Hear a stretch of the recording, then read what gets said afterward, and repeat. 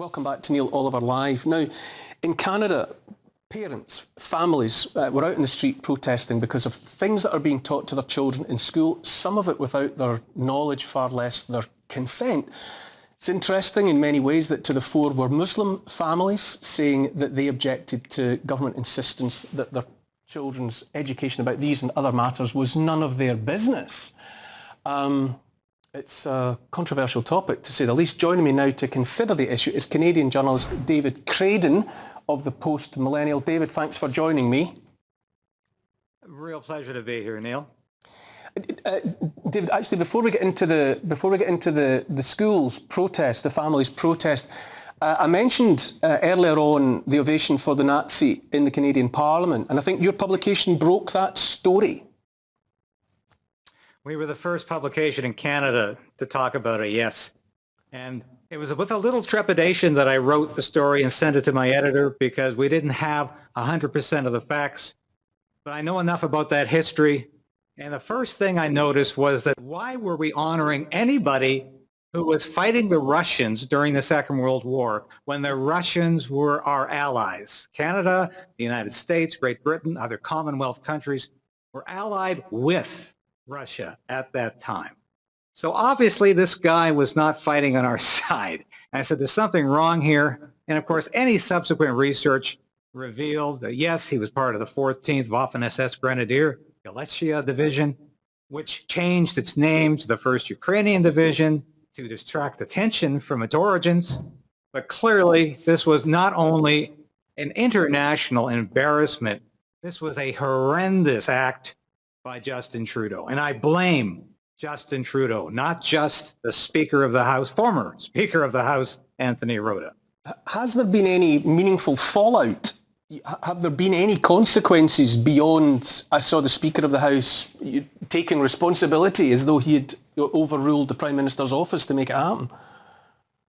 No, this is what's so frustrating, Neil, is that Justin Trudeau has continued to distract attention from him. He never wants to take responsibility or accountability for his own idiotic decisions. And the fact that he's supposed to be the leader of Canada, he forgets that when it's convenient to do so. He has blamed the Speaker. He threw the Speaker under the bus. The Speaker took the bullet for him. And then he has the gall to suggest this is all somehow related to Russian propaganda and Russian misinformation. But we now know, Neil, that the daughter-in-law of Mr. Yaroslav Hunka was posting on the very day he appeared a picture of Hunka waiting to meet with Justin Trudeau and Vladimir Zelenskyy. So clearly, both of them knew he was coming. Both of them were very approving of it, and they all were in on this together. It's a story that leaves, I think, most of us breathless with disbelief, really. But to park that there for the moment, and I've really invited you along this evening to talk about the protests, the million people, however it was badged up, the strong protest in Canadian towns and cities.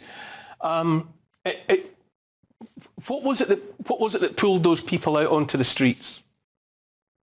Well, this was a remarkable event in Canadian history, and I called it that. I don't know if we have ever had an event that attracted so many people. There were not just 1 million people marching, and it was billed as the 1 million March for Children. There were probably about 1.5 million people across Canada, from Halifax to Vancouver, who were out marching, and it was an all-faith march. We had Muslims, evangelical Christians, Roman Catholics, Jews, Hindus, Sikhs. We had people from all faiths, and it was a non-partisan event. Some political parties wanted to capture the event. The organizers insisted everyone was welcome. And that's one of the reasons I became so involved in this, because it was nonpartisan, and I wanted to applaud my Muslim friends for finally energizing Canadians to get off of their seats and to go into the streets and to say we've had enough of this gender ideology in our schools. We've had enough of Prime Minister Justin Trudeau, provincial governments, school trustees, and teachers unions saying they know best for our children. The state knows best, and parents butt out. And it's time to say no, and so many parents feel the same way right now. What is the situation? Since you raised the dichotomy, is it when it comes down to it, is it the family or is it the state in Canada that says what goes when it comes to children? And do the parents have to be made aware of what decisions have been made about children? Well, currently there are only 2 provinces because education in Canada is a provincial mandate, unlike in the UK. It is a provincial mandate, so we only have 2 premiers standing up against what is essentially a denial of parents to even know if children under this age of 16 decide to change their gender and their pronouns. New Brunswick and Saskatchewan are fighting back. The rest of the provinces are allowing a system where parents are not even allowed to know, let alone give their permission if children want to do something as consequential as this. And I say children cannot buy a drink. They cannot get a pint of scotch. They cannot buy a firearm. They cannot vote. They cannot drive a car. But somehow the education system says they can make a decision to change their gender, which could lead to chemical castration. I don't know anything more consequential than that. It's a lot more consequential than buying a pint of scotch. David, bear with me. I have guests in the studio that I'd like to involve in this conversation. Greg, how do you react to that? This idea that it's up to the state and not the parents how children how they exist outside the home. It's completely outrageous. And it's another example of the government and these institutions that have either co-opted the government or been co-opted by unelected bureaucrats.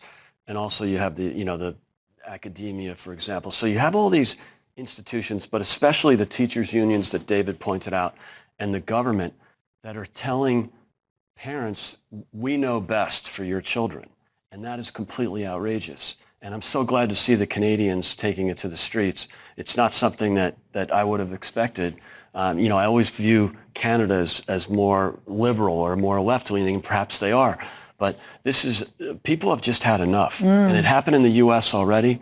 In the last 2 years, the pushback has been phenomenal. And it's happened here in the UK with great organizations like Us for Them and the hashtag Together. Yes, exactly. And the percentage of people who support this perverse idea that children should be allowed to identify as whatever gender they want, that's gone from 53% support in the UK here in 2019 to 30% in 2022. It's happened all over the U.S. as well. It's good news. Ingrid, it's of interest to me that it was multi-faith. Yes. That the thing was being driven at the grassroots by Muslims, by Christians, by Sikhs, by Hindu, whatever, across that something that disparate groups found union and unity in wanting to have a say about children. Isn't that heartening? Because parents are parents. It doesn't matter what colour, what race you are. You do know your children best. The government have no right to control this. And it's exactly right. You can't buy a drink. You can't do all those things that David mentioned until you're 18, in some places 21. But, I think the Canadians are really proving themselves. I know exactly what you're saying. But look at the truckers. They were absolutely superb. And it's really, really good that there's a kickback. We need to do that all over the place. Yeah. David, how do you react to that? This strong sense that that Canada is really in the thick of it. That there's so much. It's a hotbed of controversial ideas. Obviously, the truckers' rebellion that was so severely quashed, and the rest. How do you react to the response? Well, I'm heartened to hear this today.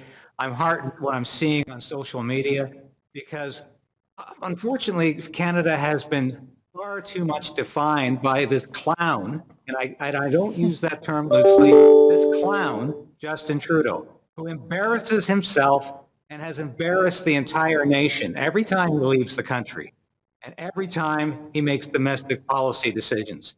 But Canadians are all about this Million March for Children. Canadians were all about the Freedom Convoy that came to Ottawa and demanded the end of COVID-19 mandates. That's what Canada is still all about. Canadians are about free speech and assembly. And that's exactly what Justin Trudeau is trying to destroy. Because I don't know if you're aware of this. He's introducing Canada's version of the Online Safety Act in the fall. And it's got the same dire ramifications for free speech in this country. But that's not what Canadians are all about. It's fascinating to hear that there's so many of these stories that are taking root in all of our countries, and the response to them is, well, energising, I would say. But David Crayden from the Post Millennial, thank you so much for your time this evening. I hope we'll speak again soon. Another break, after which we will continue to talk about the subject. We will continue to be live with another Canadian guest for the other side of the argument. See you in a couple of minutes. Hi, this is David Crayden from Crayden's Right and Stand on Guard. Join the resistance. Resolve to resist. Become a member of this station. I've been practicing journalism in one form or another for over 30 years. I've worked in print, radio, and television for a lot of prestigious publications and media outlets. I was an Armed Forces Public Affairs officer. I worked on Parliament Hill. I know how Ottawa works. And I know how corrupt federal government can be. But you can play a part in opposing Justin Trudeau's government and Justin Trudeau's plans for Canada. You can become a part of the Crayden's Right resistance. Now, I urge you today, please support this station in any way you can.